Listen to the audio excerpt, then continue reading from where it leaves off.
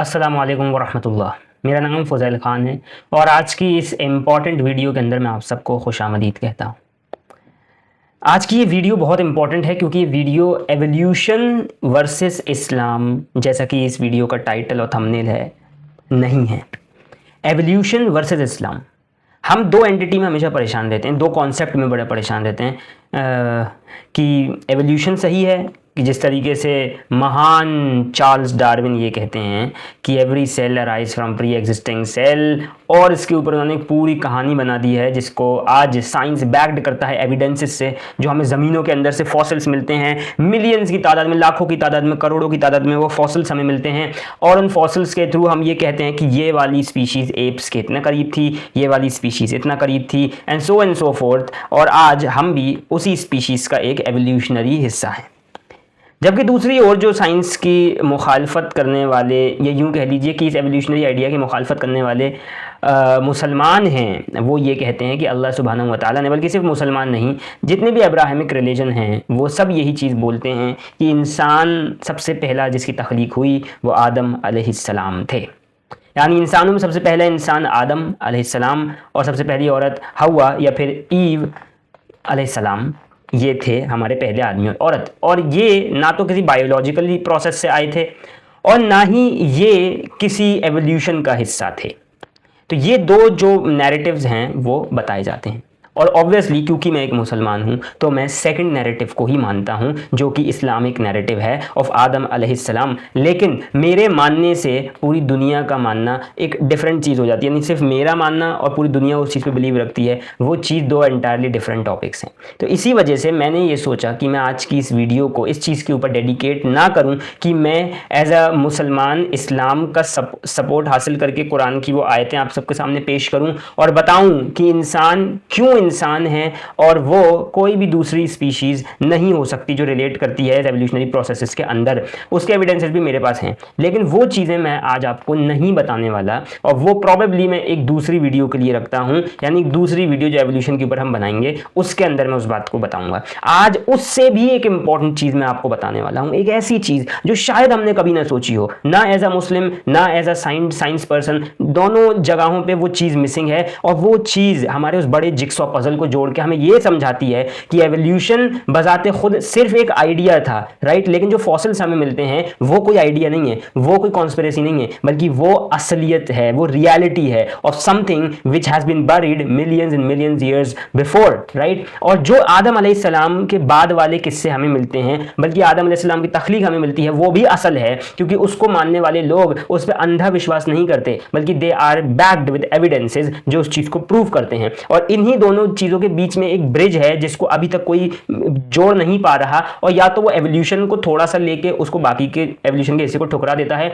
या वो इस्लाम के कुछ हिस्से को लेके उसमें एवोल्यूशन डालने की कोशिश करता है, जो पहले मैंने भी करने की कोशिश करी थी। लेकिन अब जब मेरा दिमाग इस तरीके से चलना शुरू हुआ जिस तरीके से मैं आज आपको बताने वाला हूँ, तो वाकई में आप सब भी एक बार ये सोचेंगे कि क्या आखिर ये जिक्सॉ पजल वाकई में कंप्लीट हो सकता है या नहीं। यानी ये सिर्फ एक अंडरस्टैंडिंग है मेरी, और ये सिर्फ मेरी अंडरस्टैंडिंग नहीं, मैं आपको दिखाऊंगा स्क्रीन के ऊपर कि कैसे जो मेरी अंडरस्टैंडिंग है वो मैं कन्वर्ट कर रहा हूं आपको एविडेंसेस के थ्रू, और वो एविडेंसेस दोनों साइड से होंगे, बल्कि मोर ओवर वो नॉन इस्लामिक साइड से होंगे, जहां से आपको खुद ये चीख चीख के वो एविडेंसेस बताएंगे कि यार आदम अलैहिस्सलाम वाली बात ना कहीं सही है, but you are just going through a wrong path, एक गलत डायरेक्शन के अंदर आप चीज को ले जा रहे हैं, जिसकी वजह से आपने अपनी थ्योरी को अलग कर लिया है as an theory of evolution, और आदम अलैहिस्सलाम वाली थ्योरी को मुसलमानों ने गलत प्रेजेंट किया है।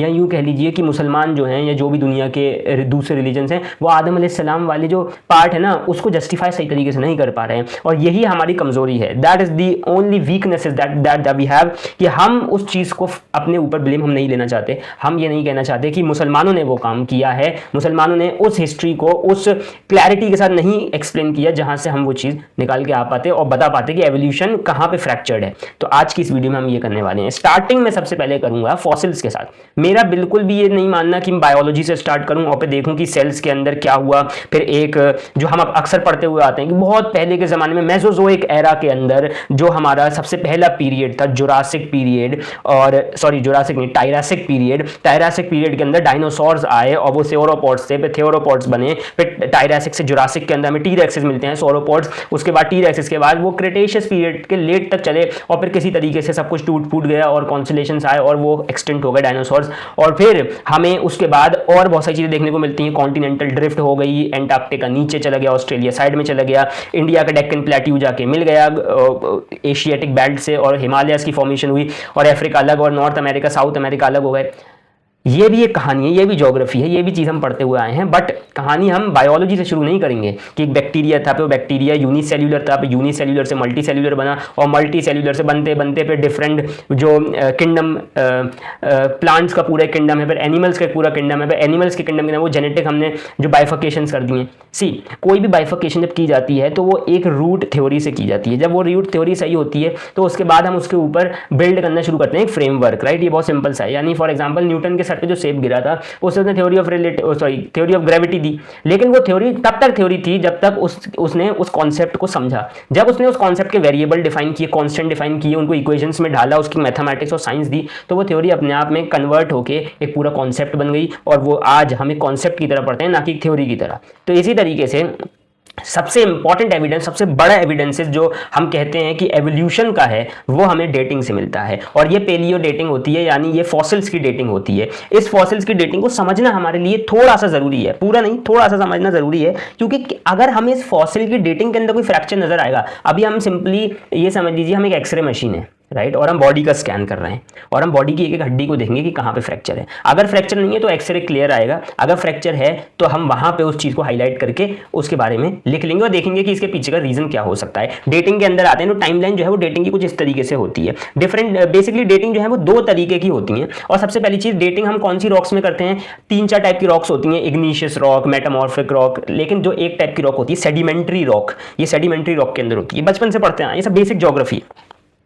सेडिमेंट्स एक दूसरे के ऊपर लेवल अप होते हैं, लेयर्स की फॉर्मेशन होती है, और इस तरीके से सेडिमेंट्स बिछते हैं, और इन्हीं सेडिमेंट्स के बीच में फॉसिल भी सिक्योर हो जाता है हमारा over a million period of time. सबसे पहली चीज आपको ये चीज समझनी होगी कि फॉसिल जो है बहुत लंबे पीरियड ऑफ टाइम तक रह सकते हैं जमीन के अंदर, बनते ही वो फॉसिल तब है जब वो बहुत लंबे पीरियड ऑफ टाइम तक रहेंगे, ठीक है। इसके बाद एक चीज जो समझनी जरूरी है कि about 3 million years ago new type of clue appeared in the rock of eastern Africa, object made by our hominin ancestors, right. अब यहां से मैं आपको एक बेसिक फंडा पहले मैं बता दूं। सबसे इंपॉर्टेंट चीज आती है होमिनिन्स के बारे में। होमिनिन्स में हमारे होमिनॉइड और होमिनिड्स आते हैं। ये वो स्पीसीज मानी जाती हैं जो स्पीसीज ज्यादातर एप से मिलती हैं, प्राइमेट से मिलती हैं, यानी बंदरों की जो प्रजाति है उस प्रजाति के साथ ये जेनेटिकली कनेक्टेड है समहाउ, यानी कुछ लिंक्स मिलते हैं, कुछ लिंक्स हमें नहीं मिलते हैं, राइट। तो पूरा तो हम ये नहीं कह सकते इंसान से ट्रांसफॉर्म हो गया है, लेकिन ये हम कहते हैं कि जानवर से इंसान के और जानवर के बीच की एक स्पीशी हमें मिलती है प्राइमेट की सूरत में, और ये होमोनिन्स के जुमरे में आती है, यानी कैटेगरी में आती है, और ये हमें मिलती है तकरीबन 3 मिलियन साल पहले। और जब 3 मिलियन साल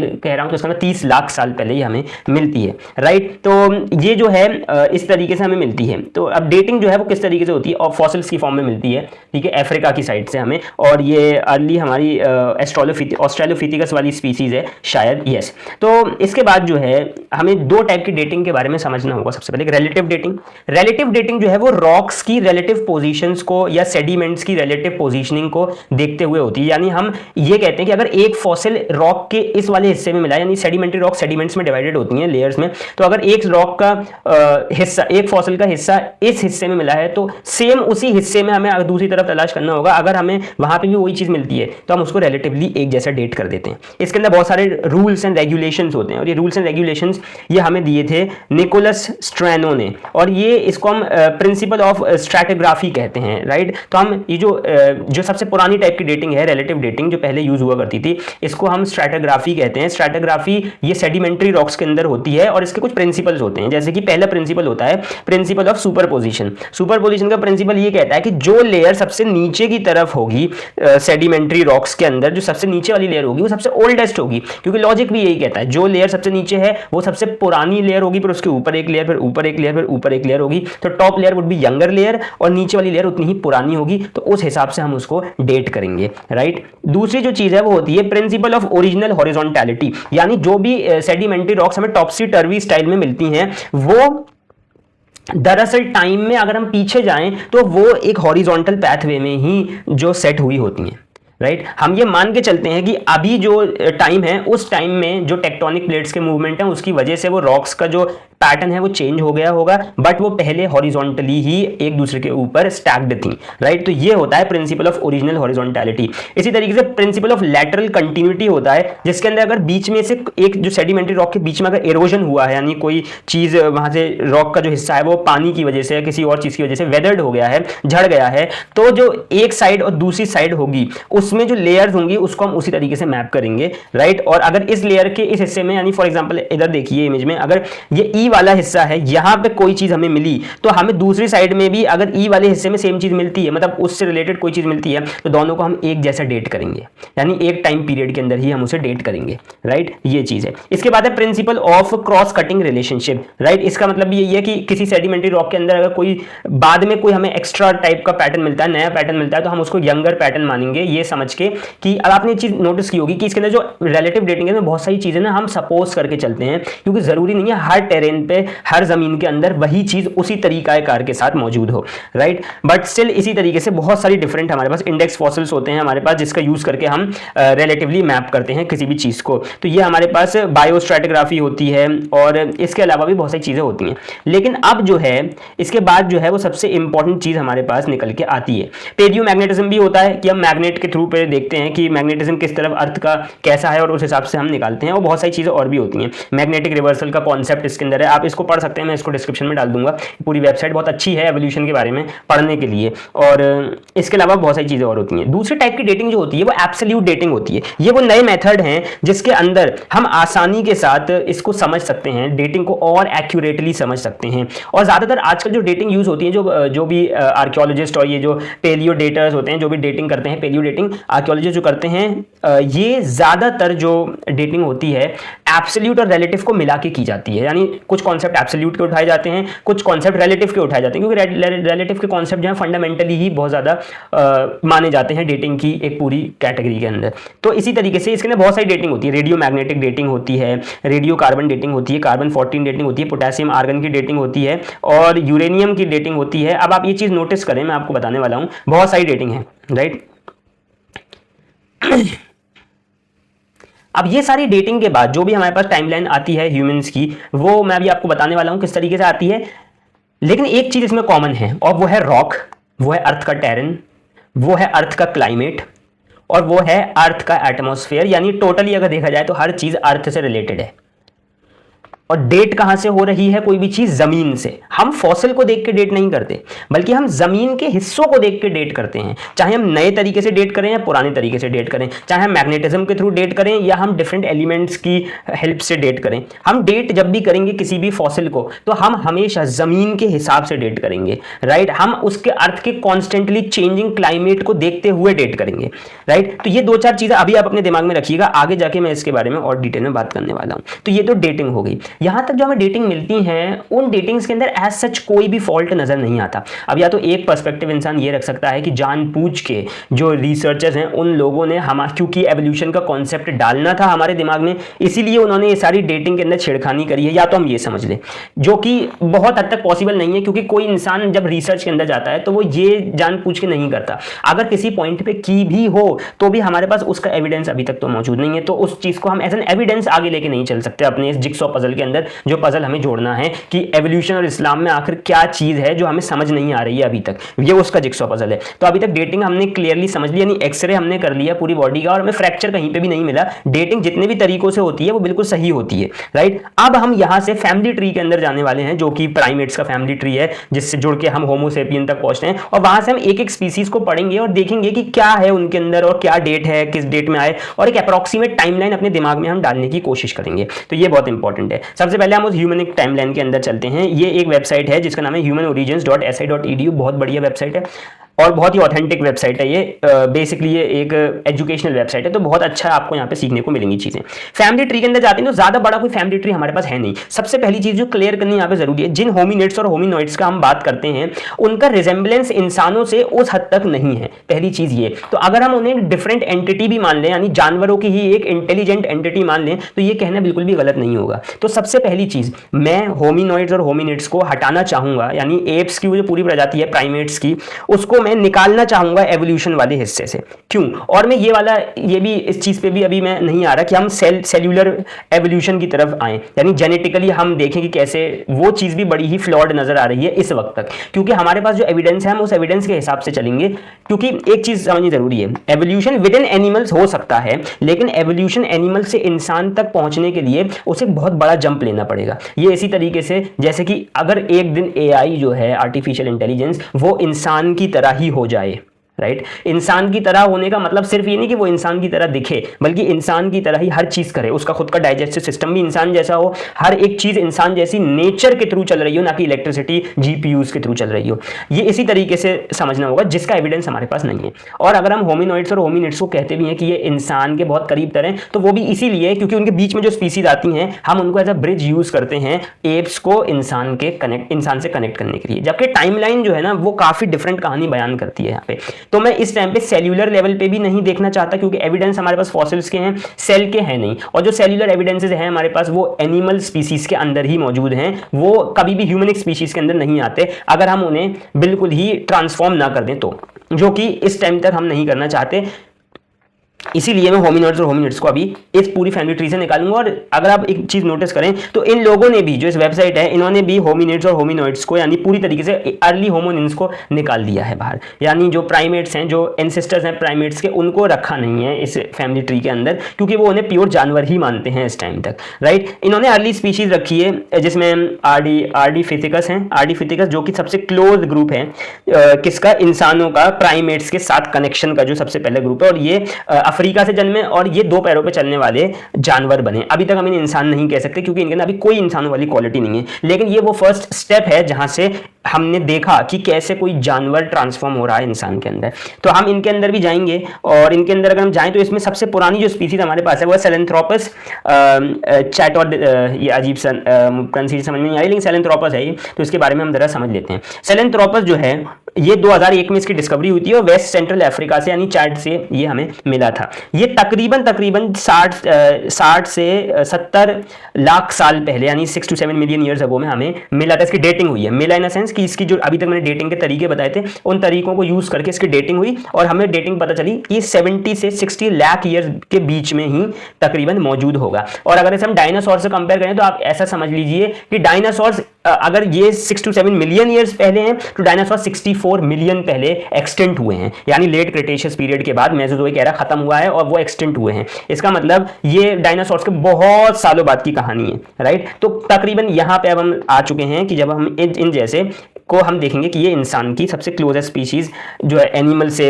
आई है उसमें है। सेलेंथ्रोपस जो है वो सबसे पुरानी स्पीशीज है ह्यूमन की फैमिली ट्री की, और ये 60 से 70 लाख साल पहले आए थे वेस्ट सेंट्रल अफ्रीका के अंदर। ये अफ्रीका में आए थे, और ये अपराइट चलने वाले स्पीशीज माने जाते हैं, और ये ग्रासलैंड और फॉरेस्ट में। अब इसमें एक चीज देखनी पड़ेगी, though we have only cranial material from Sahelanthropus, studies so far show the species has a combination of ape-like and human-like feature। यहाँ पे एक चीज़ जो मैं बहुत ज़्यादा क्लियर कर देना चाहता हूँ वो ये है कि ape-like और human-like features हमें मिलते हैं Sahelanthropus के अंदर, यानी ना तो पूरा ह्यूमन ना पूरा एप लाइक और ह्यूमन लाइक फीचर्स हमें मिलते हैं, जिसमें से हमें ये चीज़ समझनी है कि ह्यूमन लाइक क्या चीज़ है इसके अंदर। ह्यूमन लाइक जो फीचर, एप लाइक फीचर पहले समझ लेते हैं, वो है इसका छोटा दिमाग, जो कि चिंपैंजीज के अंदर भी, चिंपैंजी से भी छोटा माना जाता है, और स्लॉपिंग फेस जो कि थोड़ा सा आगे की तरफ उभरा हुआ फेस है, और एक प्रोमिनेंट ब्राउ रिजेस, राइट, जो कि इसकी आई ब्राउज को आप देख सकते हैं, ब्राउ रिजेस इसकी साइड से नजर आती हैं, एलोंगेटेड स्कल है। ह्यूमन लाइक फीचर में small canine teeth, short middle part of the face and spinal cord opening underneath the skull, understand towards the back of the seen non-pedal apes। अच्छा, ये जो human like चीजें इसको आपको याद रखना है, याद नहीं भी रहेगा तो पीछे वीडियो करके देख लीजिएगा। लेकिन एप लाइक फीचर में इसका ब्रेन और बाकी चीजें आती हैं। ह्यूमन लाइक फीचर में इसकी जो ओरल कैविटी है पूरी, जिसमें कैनाइन इसके और कैनाइन सिर्फ और सिर्फ ह्यूमन जैसे हैं, राइट। दूसरी चीज इसका short middle part of the face, जो कि थोड़ा सा ये फेस का ये वाला हिस्सा जो है, राइट। इसके अलावा इसकी स्पाइनल कॉर्ड, जिसकी वजह से बाइपीडली वॉक कर सकता था, हमें एविडेंस मिलता है। और इसका स्कल, ठीक है ना, इस तरीके से। और सैलेंथ्रोपस जो हैं ये हमें बहुत ही कम इसके एविडेंस मिलते हैं, ज़्यादा नहीं मिलते इन जैसे एप्स की, जो कि पाए जाते थे अफ्रीका के अंदर, और ये बाइपीडली चलते थे, दो पैरों पे चलने वाले जानवर थे। अभी तक हमने जानवर ही कहेंगे, इंसान नहीं कह सकते, राइट। तो एक चीज़ तो ये थी जो हमने फैमिली ट्री से समझ ली, राइट। अब हम जो है थोड़ा सा ऊपर चल के आते हैं, और ये तकरीबन जो बात हो रही है, फिर मैं कह रहा हूँ, ये 6 to 7 मिलियन ईयर्स अगो वाली बात हो रही है, यानी ये 60 से 70 लाख साल पहले की बात है, 60 to 70 lakhs years before, right, lakhs years ago. उसके बाद हम आते हैं ऊपर, जो सबसे इंपॉर्टेंट ग्रुप हमारे लिए माना जाएगा वो है ऑस्ट्रेलोपिथेकस। और ऑस्ट्रेलोपिथेकस के अंदर भी सबसे इंपॉर्टेंट जो हमारे लिए है वो है ऑस्ट्रेलोपिथेकस एनामनेसिस, राइट। सबसे पुराना जो हमारे पास ऑस्ट्रेलोपिथेकस का जो फॉसिल है वो मिलता है हमें 1995 के अंदर, और ये डेट करता है 4.2 से 3.8 मिलियन ईयर्स पहले का, राइट। यानी अब यहां से एक चीज नोटिस करिए कि वो जो हमें सैलेंथ्रोपस मिला था वहां से ये वाला जो मिलता है, क्योंकि अब बाकी के जो फॉसिल मिलते हैं वो उसी के ग्रुप का हिस्सा है, और धीरे धीरे बस बाइपीडली चलना और ये जो फीचर्स हैं इनको हम ह्यूमन लाइक फीचर नहीं कह सकते। क्यों नहीं कह सकते वो भी बताऊंगा। अब हम ऑस्ट्रेलोपिथेकस के अंदर आते हैं। ऑस्ट्रेलोपिथेकस जो है उसके बाद कॉम्बिनेशन ह्यूमन और एप्स के दोनों के थे, और ये जो है ये काफ़ी ज़्यादा इसका जो जॉइंट का सिस्टम था, पूरा चलने का तरीका था, ये ह्यूमन की तरह ही था। और इनको जो ये मिलते हैं ये हमें 4.2 से 3.8 मिलियन ईयर्स में मिलते हैं, नहीं तकरीबन हम मान सकते हैं कि 30 लाख साल पहले ये हमें मिलते हैं, 30 लाख ईयर्स बिफोर हमें मिलते हैं। वो हमें 60 से 70 लाख साल पहले मिले, ये हमें 30 लाख साल पहले मिले हैं, जो कि 30 लाख साल पहले पैदा हुए थे ऑस्ट्रेलोपिथेकस अफ्रीका के अंदर, राइट, इथियोपिया वाले पार्ट में लेक। ओके, समझ में आ रही है ये चीज़ बात। हिस्ट्री जो है वो इनकी यही कहती है। ऑस्ट्रेलोपिथेकस सर्वाइव कैसे करे, ये इंपॉर्टेंट है। ये इंडिविजुअल जो है थिकली बिल्ट होते थे, लॉन्ग नैरो जॉज होते थे इनके साइड से, और इनके जो टीथ थे वो पैरेलल लाइन में अरेंज होते थे। Their strong jaws combined of heavily enamelled teeth suggest और एनामनेसिस ओके एनामनेसिस इंडिविजुअल्स में at time have eaten hard abrasive food, but they likely were plant eater in general, relying on both fruit and tough fruit such as nuts. Okay, these sites were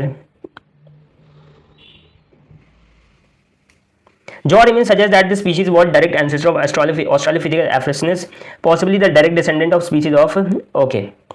However, a new cranium announced in 2019, dated to 3.8 million years ago, indicate that the species overlapped in time with Australopithecus afarensis for at least like okay. Australopithecus भी वो species नहीं है जो इंसानों के सबसे करीब करे, क्योंकि अगर आप एक नॉर्मल इंसान को भी कंसीडर करेंगे ना, क्योंकि अभी हम क्या बात कर रहे हैं, हमें कनेक्शन का बिठाना है, आदम अलैहिस्सलाम से बिठाना है। तो ये अभी आदम अलैहिस्सलाम के तो बिल्कुल पास भी नहीं गुजरती होगी, क्योंकि आदम अलैहिस्सलाम कंप्लीट ह्यूमन थे, उन्हें हर चीज़ का इल्म था, हर चीज़ पता थी, और उन्हें तौर तरीके भी पता थे चीज़ें करने के, ठीक है, पहली चीज़। दूसरी चीज़ ये कि ये जानवर जो हैं ये इंसानों वाले फीचर्स रखते हैं, अपने अंदर फीचर्स रखते हैं, बट ये इंसान नहीं है। ये इंसानों वाले फीचर्स रखते हैं, बट ये इंसान नहीं है, राइट। इनके दांत, ये बेसिकली जो इंसानी फीचर्स के बारे में पता लग रहा है वो सिर्फ और सिर्फ दांतों से लग रहा है, क्योंकि स्पाइनली भी अगर हम बात करें तो ह्यूमन जैसी जो बॉडी है वो बहुत सारे एनिमल्स में पाई जाती थी, स्पाइन्स। और चलिए अभी बात कर लेते हैं, ठीक है, अभी हम इस पजल को पूरा करने के लिए इसको ये भी मान लेते हैं कि ठीक है ये इंसानों का कुछ तो हिस्सा रखते थे अपने अंदर, ऑस्ट्रेलोपिथेकस। इसी की एक और स्पीसीज जो हमारे पास है, ऑस्ट्रेलोपिथेकस एफ्रांसिस, जिसको लूसी कहा जाता है प्यार से। सबसे पहले मिलने वाली स्पीसीज थी ये, जो 1974 में मिली थी ईस्टर्न अफ्रीका इथियोपिया के अंदर, और ये 3.8 आज इसकी डेटिंग होती है, एब्सोल्यूट डेटिंग से 3.8 मिलियन ईयर्स में, यानी तकरीबन 3.8 हो गया आपका, 38 लाख साल पहले ये आपको मिले थे, राइट। इसमें अगर हम एवरेज मेल की हाइट देखें तो वो इंसान की एवरेज हाइट, यानी अगर मेरी हाइट 5.5 इंच है, 5 फीट 5 इंच, तो इनकी एवरेज हाइट थी 4 फीट 11 इंच, राइट, यानी मुझसे थोड़े से छोटी हाइट के थे। और फीमेल्स और छोटी हाइट की होती थी, लेकिन ये चलते कैसे थे, ये आपके नॉर्मली एवरेज तरीके से चलते थे, बाइपीडली चलते थे। Australopithecus one of the longest lived and best known early hominin species, okay 300 individuals इसके मिले हैं, राइट। और ये जो है अफ्रीका से मिले हैं, इथियोपिया, केनिया, तंजानिया से। और ठीक है, इसके अंदर में ज़्यादा पढ़ने की ज़रूरत नहीं है, अगर आपको पढ़ना है तो आप इसके अंदर पढ़ सकते हैं, मैं थोड़ा सा आगे तेज़ी से बढ़ रहा हूँ। Afarensis children grew rapidly after birth and reach adulthood early in the modern humans than modern humans, this meant afarensis short period of growing up than modern humans. Okay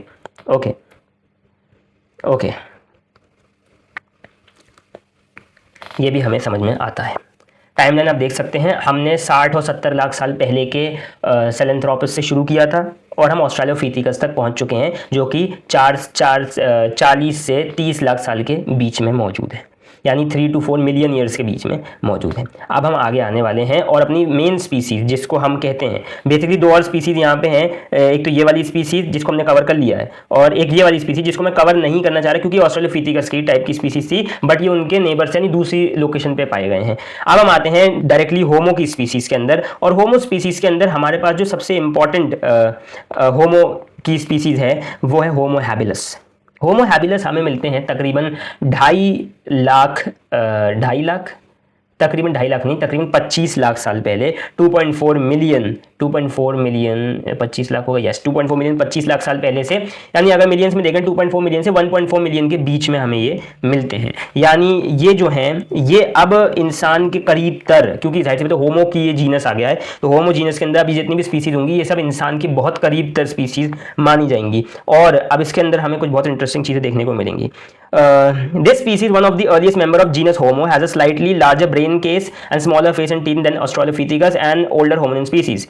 But it still remains some ape-like feature, including long arms and a moderately prognathic face. Its name, which means handyman, was given in 1964 because the species was thought to represent the first maker of stone tools. Currently, the oldest stone tools are dated slightly older than the oldest evidence in the genus Homo. यहाँ से ये चीज़ हमें समझ में आती है कि जो होमो हैबिलस हैं ये स्टोन टूल्स बनाने वाले सारे थे। अब इनके अंदर जो रेशियो है इंसान होने का वो ज़्यादा है और जानवर होने का वो कम होता जा रहा है। जो हम सेलेंथ्रोपस में देखा था तो उसमें 80% अगर जानवर है तो 20% इंसानी जीन्स हमें मिल सकते हैं, लेकिन अब हम इस पॉइंट पे आ गए हैं होमो हैबिलस पे जहाँ पे हमें 80% इंसान है और 20% इसमें जानवर वाले फीचर्स। अभी भी पूरी तरीके से प्योर इंसान नहीं मिल पाया और ये बात है 25 लाख साल पहले की, राइट 70 लाख साल पहले से पीछे आते आते आते आते अब हम 25 लाख साल वाले होमो हैबिलस पे आ चुके हैं। और पीछे अगर हम आएंगे तो अब हम आएंगे होमो सेपियंस के ऊपर, लेकिन होमो सेपियंस से पहले हमें चलिए होमो सेपियंस पे पहले आएंगे, क्योंकि होमो सेपियंस हमें तकरीबन, अभी हम 25 लाख साल पे थे, 3 लाख साल पुराने हैं। ये अभी तक की डेटिंग हमें बता रही है 3 लाख साल पुराने हैं। एक चीज़ जो नोटिस करने वाली है, जो मैं अभी आगे जिसके बारे में एक्सप्लेनेशन दूंगा, वो है कि 70 लाख, फिर डायरेक्ट हमारे पास तकरीबन जो पहली स्पीसीज हमें सेलेंथ्रोपस मिलती है 70 लाख साल पुरानी, 60 से 70 लाख साल पुरानी। दूसरी स्पीसीज हमें, दूसरा जो जीनस हमें मिलता है ऑस्ट्रेलोपिथेकस का जो फैमिली हमें मिलती है, ऑस्ट्रेलोपिथेकस की जो फैमिली है इसके अंदर तकरीबन 3.84 यानी 35 से 40 लाख साल पुरानी, 60 से 70, 35 से 40। और अब होमो की स्पीसीज के अंदर एकदम से हम आ चुके हैं 25 लाख से फिर जंप मार के 3 लाख पे। तो अब 3 लाख ईयर्स अगो पहले हमें मिले होमो सेपियंस, जो हमारी ही प्रजाति है, जैसे माना जाता है होमो सेपियंस इंसान ही थे और वो फिर आगे आए हैं। ये इंसान थे, ये 3 लाख साल पहले जिए और ये अफ्रीका में रहते थे। ये हंटर गैदरर्स थे, फूड करते थे, इनके बिहेवियर्स इनको रिस्पॉन्ड करते थे कि सर्वाइवल को चैलेंज करें, अनस्टेबल इन्वायरमेंट में रहें।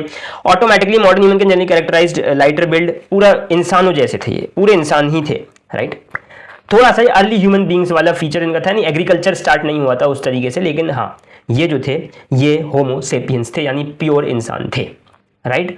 और अब यहाँ पे इस पॉइंट के ऊपर एक स्पीसीज और बची है हमारी, होमो निएंडरथैल्स। ये जो है ये निएंडर वैली में पाए जाते हैं, मिले थे, इसका फॉसिल मिला था निएंडर वैली से। और ये होमो सेपियंस नहीं है, यानी होमो के स्पीसीज में से हैं लेकिन होमो सेपियंस नहीं, होमो के जीनस में से हैं लेकिन होमो सेपियन नहीं है। यानी ये काफ़ी हद तक इंसान थे और बड़े सिविलाइज्ड इंसान ये माने जाते हैं अगर हम अभी तक कंपेयर करते आए। और ये कहा जाता है कि ये रहे तकरीबन 4 लाख साल से 40,000 साल तक, यानी अभी तक जो हमें पीछे मिल रहे थे 3 लाख साल पहले ये मिले थे। इसी तरीके से निएंडर वैली के ये भी उसी होमो सेपियंस के आसपास उन्हीं के पड़ोसी थे, एक डिफरेंट जीनस लेके, एक डिफरेंट स्पीसीज होमो सेम जीनस की, राइट। तो ये भी एक तरीके से बहुत ही एडवांस थे और बल्कि ये ज़्यादा एडवांस माने जाते हैं उस टाइम में compare to homo sapiens, right. But ये होमो सेपियंस नहीं थे, ये होमो निएंडरथैल्स से जो कि काफ़ी हद तक उनके क्लोज थे, राइट। और इनके अंदर बहुत ज़्यादा सिमिलैरिटीज थी जो आज के इंसानों में भी पाई जाती हैं। ऑब्वियसली वो सिविलाइज्ड जो सिचुएशन है वो तो बाद में आना शुरू हुई जब सिविलाइजेशन आई, बट ये भी है। अब यहाँ पे जो एक प्रॉब्लम आती है वो ये आती है, हमने सारी स्पीसीज पढ़ ली और ये वेबसाइट काफ़ी काम की है जो हमें बहुत सारी चीज़ें बताती हैं, लेकिन एक प्रॉब्लम यहाँ पे अब ये आती है कि अभी तक जो पीछे की स्पीसीज थी हम वहाँ पे छेड़खानी नहीं करते, लेकिन व्हेन इट कम्स टू आदम अलैहिस्सलाम तो अब हम आदम अलैहिस्सलाम को ना चाहते हुए भी होमो सेपियंस की कैटेगरी में डालते हैं, और हम नहीं, ये इस एवोल्यूशनरी चेंज जो चली आ रही है इसके अंदर हमारी मजबूरी ये हो जाती है कि हम आदम अलैहिस्सलाम को इस ही सिचुएशन में फिट करें, जो कि हमारे लिए काफ़ी हद तक मुश्किल है ये चीज़ समझना कि ऐसा कैसे हो सकता है। मतलब इस तरीके से हम कैसे फिट कर सकते हैं कि हम होमो सेपियंस को उस टाइमलाइन के अंदर डाल दें, मतलब आदम अलैहिस्सलाम को होमो सेपियंस की उस टाइमलाइन में डाल दें, जबकि यहाँ से दो चीज़ें टूट जाएंगी। पहली चीज़ कि हम आदम अलैहिस्सलाम को पहला आदमी कहना ही छोड़ देंगे। दूसरी चीज़, एवोल्यूशन का जो आइडिया है सेल वाला, every cell arise from pre existing cell, यानी जो जेनेटिक ट्रांसफॉर्मेशन से इंसान बना है जानवर से, वो सही हो जाएगी, जो कि इस्लाम की नस के ही खिलाफ है, यानी इस्लाम की जो रूट है उसके खिलाफ है।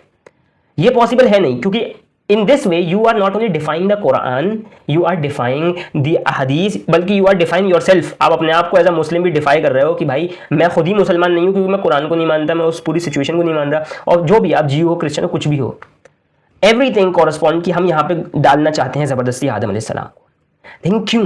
प्रॉब्लम ये है, प्रॉब्लम ये नहीं है कि हम क्यों आदम अलैहिस्सलाम को इससे अलग नहीं रख सकते, प्रॉब्लम यह है कि हमने यहाँ पे क्यों डाला।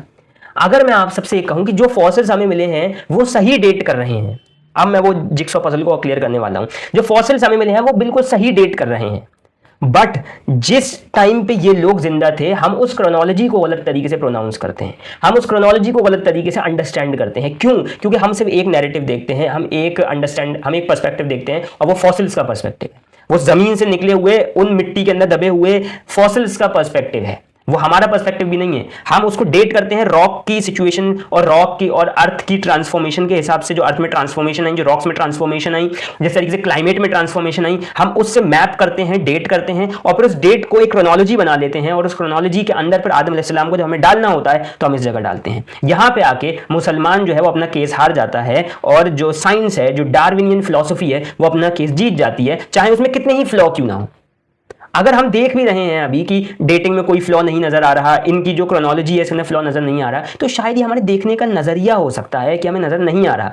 अब अगर मैं आपको एक दूसरे तरीके से इस चीज़ों को दिखाऊं तो आपका नजरिया पूरी तरीके से बदल जाएगा इस पूरी फिलॉसफी को देखने का, और ये फिलॉसफी हमें मिलेगी कुरान से नहीं बल्कि बाइबल से। और बाइबल से क्यों मिलेगी? क्योंकि अब हम जाने वाले हैं प्रोफेटिक टाइमलाइन के अंदर, और वहां से हम समझेंगे, अभी हम ये नहीं समझेंगे एवोल्यूशन हुआ नहीं हुआ, अभी हम ये समझेंगे कि बाइबल के अंदर प्रॉफिट्स की एजेस को किस तरीके से दिखाया जा रहा है और उनके टाइमलाइन किस तरीके से बनाई जाती है। इसके लिए अब हमें बिब्लिकल टाइमलाइन को समझना होगा। और क्यों बाइबल, क्यों कुरान नहीं? क्योंकि कुरान हमें एग्जैक्ट एजेस नहीं दे रहा। और अभी एक चीज याद रखिए, हम यहाँ पे इमोशन को लेके नहीं आए हैं, ये एक रिसर्च चल रही है, और रिसर्च के अंदर एविडेंसेस मेन इंपॉर्टेंस के हामिल होते हैं। एविडेंसेस के ऊपर रिसर्च होती है, फिर चाहे वो एविडेंस कितना ही वीक क्यों ना हो, हमें उस एविडेंस की जरूरत होती है उस बड़े जिक्सॉ पजल को कंप्लीट करने के लिए। ये एक रिसर्च का इंपॉर्टेंट हिस्सा है। अब हम लेके आए हैं बाइबल, और इसमें माइंड यू कि तीनों टाइप की बाइबल हैं, चाहे वो प्रोटेस्टेंट की अपोक्रिफा बाइबल हो जिसके अंदर जो कुछ किताबें थी, book of Jubilees, book of Enoch, वो भी इंक्लूडेड होती हैं, और चाहे वो हमारी कैथोलिक की बाइबल हो जो कि मेन स्ट्रीम बाइबल है,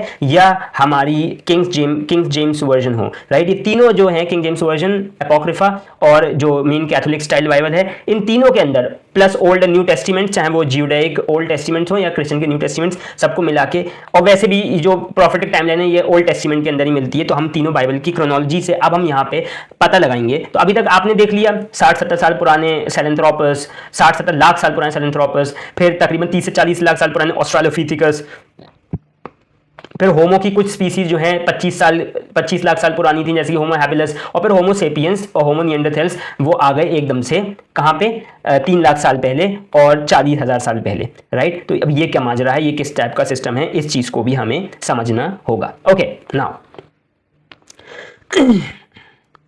सबसे पहली चीज, जो एजेस डिफाइन की जाती हैं बाइबल के अंदर वो इस तरीके से डिफाइन की जाती हैं, और ये डिफरेंट कलेक्शंस हमने एक वेबसाइट से उठाया है, और इसमें डिफरेंट बाइबल्स के जो कलेक्शन है उस सब के बारे में बताया जाता है।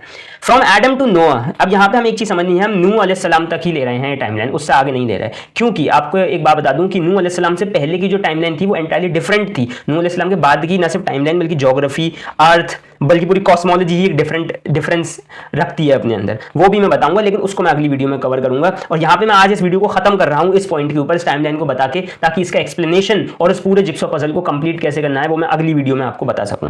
राइट, फ्रॉम एडम टू नोआ, जो फ्लड आई नूह अलैहिस्सलाम की, आदम अलैहिस्सलाम की पैदाइश से, मतलब दुनिया की पैदाइश, दुनिया के अंदर जब आदम अलैहिस्सलाम आए तब से नूह अलैहिस्सलाम तक जो ईयर्स बताए जाते हैं टोटल, वो हैं 1656, यानी 1656 साल, 1656 ईयर्स।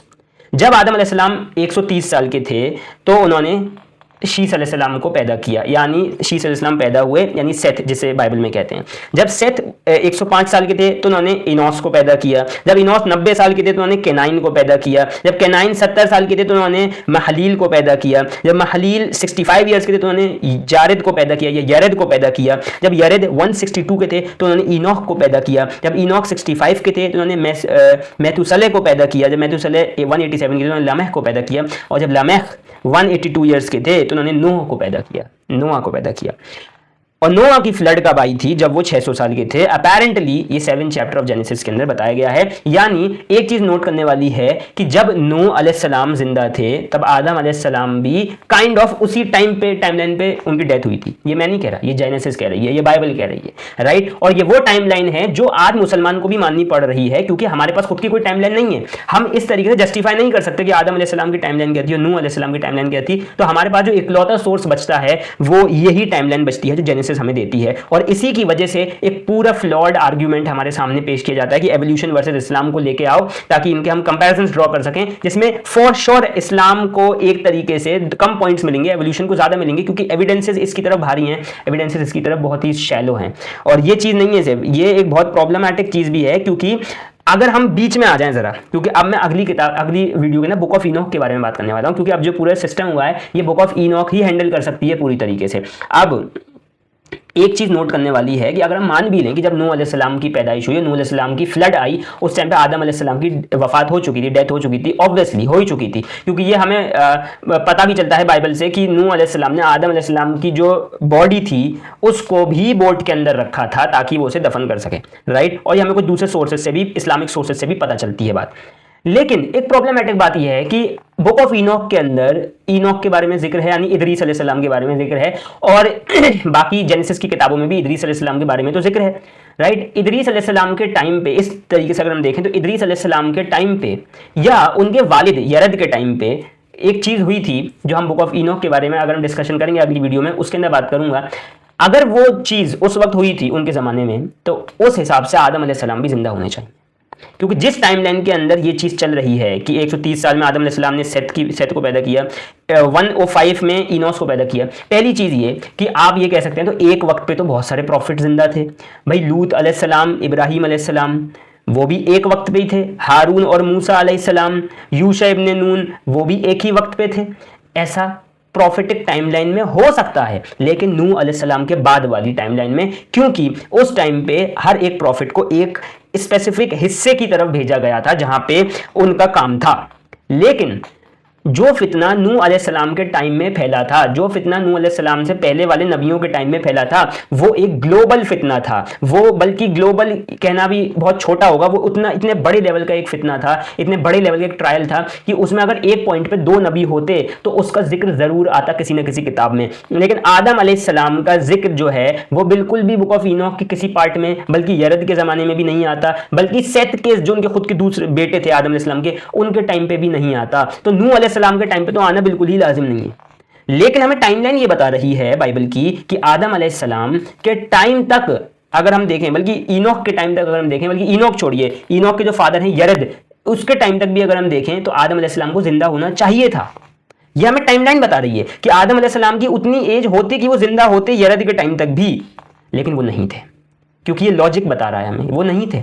बल्कि ये कुरान हमें बता रहा है कि बाइबल की जो ये 600 साल वाली बात है ये भी गलत है, क्योंकि 850 साल तक तो 950 साल तक तो नूह अलैहिस्सलाम ने तबलीग व तदरीज की थी अपनी कौम को, उसके बाद फ्लड आई थी। इसका मतलब 600 साल वाली ये बात भी गलत है। इसका मतलब ये टाइमलाइन जो है फ्लॉड है। ये मैं नहीं कह रहा, ये लॉजिक कह रहा है कि ये टाइमलाइन ही फ्लॉड है।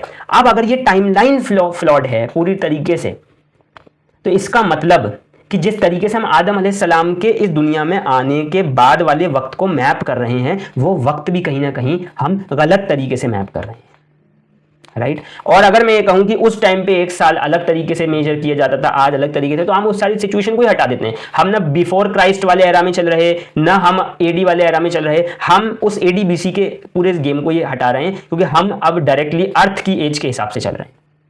अर्थ की एज के हिसाब से अगर मैं इसमें और 1000 साल भी ऐड कर लूं, उसके बावजूद ये चीज नामुमकिन है कि जिस तरीके से पूरी टाइमलाइन मैप की है जेनेसिस ने, और ये ऑफिशियल बुक है बाइबल की, पेंटाटोक, फर्स्ट बुक बैवशीथ जेनेसिस, राइट। और ये जेनेसिस के अंदर से हमने चीजें निकाली।